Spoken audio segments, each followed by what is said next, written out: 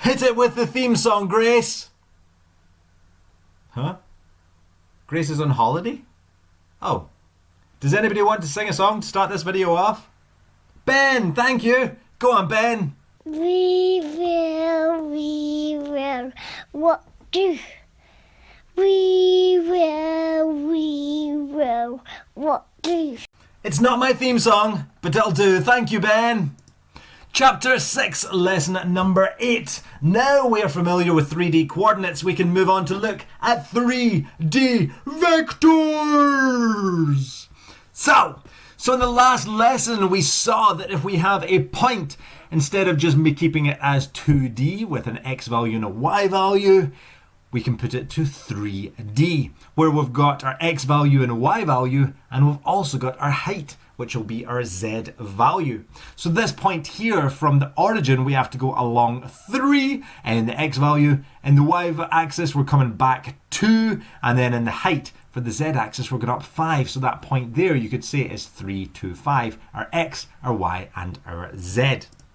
Switching that to vectors though, imagine if we drew a line that goes from O, the origin, directly up to P. We would end up with something that looks like that. And that there will be our vector going from O to P. The way we can write that then is as a position vector. And because it goes from O to P, we can say that OP would be, well, remember when you write a vector, use the capital letters. There's the start, there's the end, so it's going from O to P. We could also write it as a lowercase letter. We could also write that as P. You can see we've called it just P, lowercase letter, underlined. But that vector there, we're going to write it out with 3 different values. The first value at the top is going to be our x component. The second value will be our y component, and the final value will be the z component. So we've got x, y, and z starting at the top, working our way down. What you'll notice is it's the exact same as when we had our 2D vectors. And the good thing is that everything we learned with the 2D vectors is the exact same when it comes to 3D as well. There is no change whatsoever. The only difference is, instead of writing 2 numbers, you're now writing 3. But let's try some examples. For example, if we're adding vectors, a wee reminder from 2D, if you add vectors, say you've got -2, 5, add 4, -6. How do you do that, Diane? You add the x's and then you add the y's. Brilliant. So we would do the -2 add 4, which gives us 2, and we would do 5 add -6, which gives us -1. If though we flip that to 3D, abracadabra, ba ba ba ba, we've now got it in 3D. So if we're adding these 2 vectors, the 4, -5, 2, add the 2, 7, and -1, you do the same thing. You add the x's, then you add the y's, and then you add the z's. So you do 4 add 2, which gives you 6. You do -5 add 7, which gives you 2. And you do 2 add -1. When you add a negative, it's the same as take away. So 2 take away 1 gives you 1. So if you add them together, you will get the 3D vector 6, 2, 1. Woo! It's the exact same with subtracting. There is no difference between 2D and 3D, except you've just got an extra number in your answer. So if you're subtracting the vectors, if you've got -9, 4, take away 3, 0, well, you just subtract the x's, then subtract the y's. So -9 take away 3 gives you -12, and 4 take away 0 is obviously 4.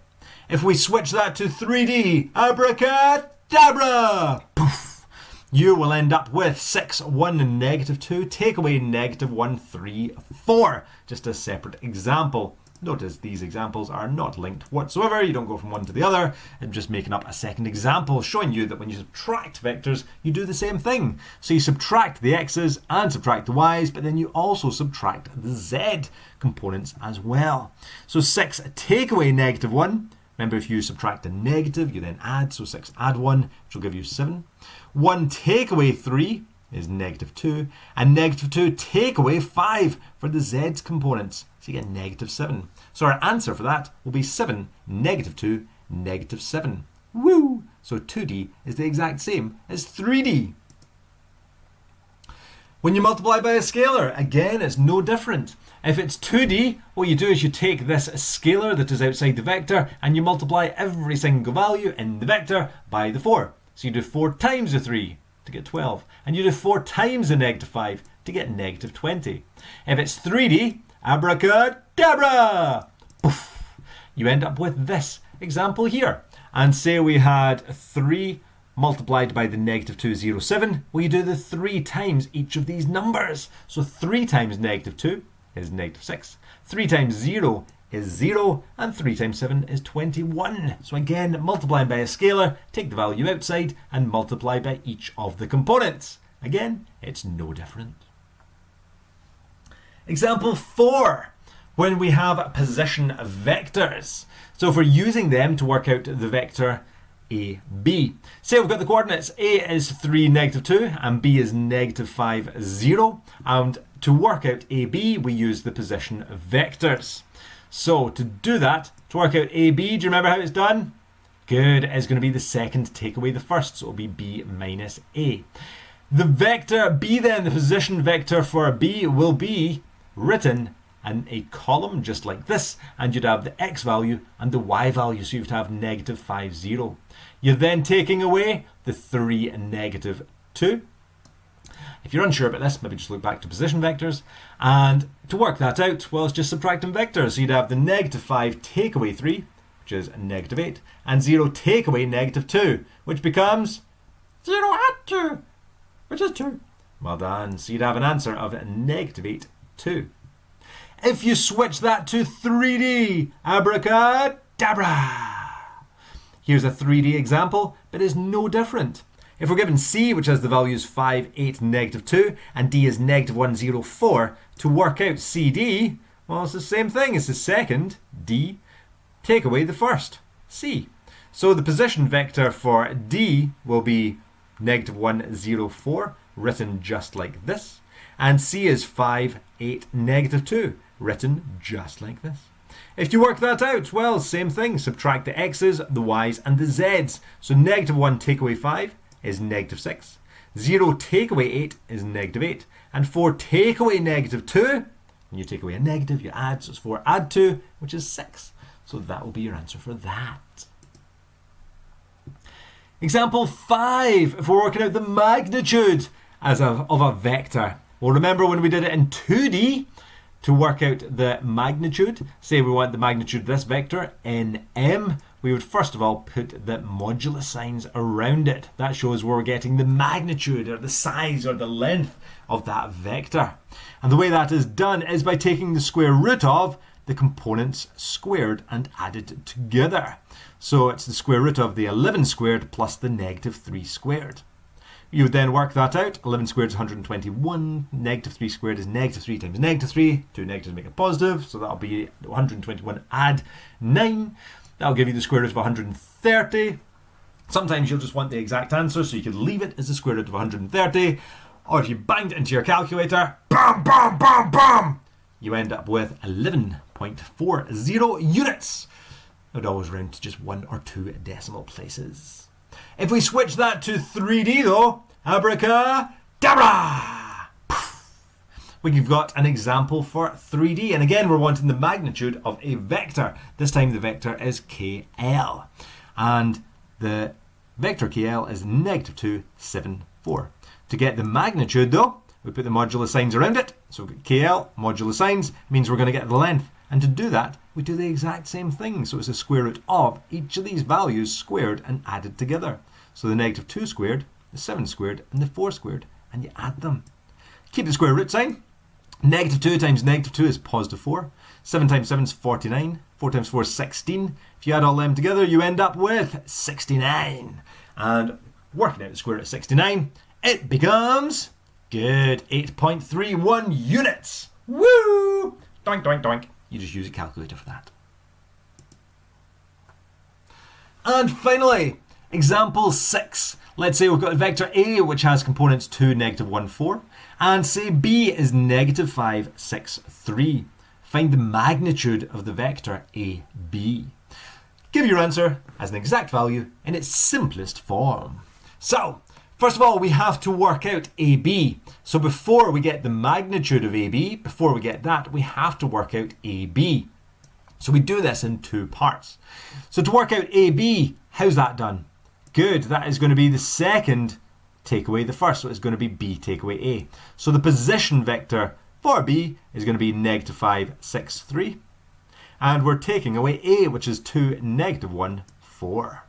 If you subtract them, subtract the x's, -5 take away 2 is -7. 6 take away -1 becomes +7, because when you take away a negative, you add. And 3 take away 4 is -1. That is AB, we have found that, but we're asked to work out the magnitude of AB. How do you go about getting the magnitude? What do you then do, Carl?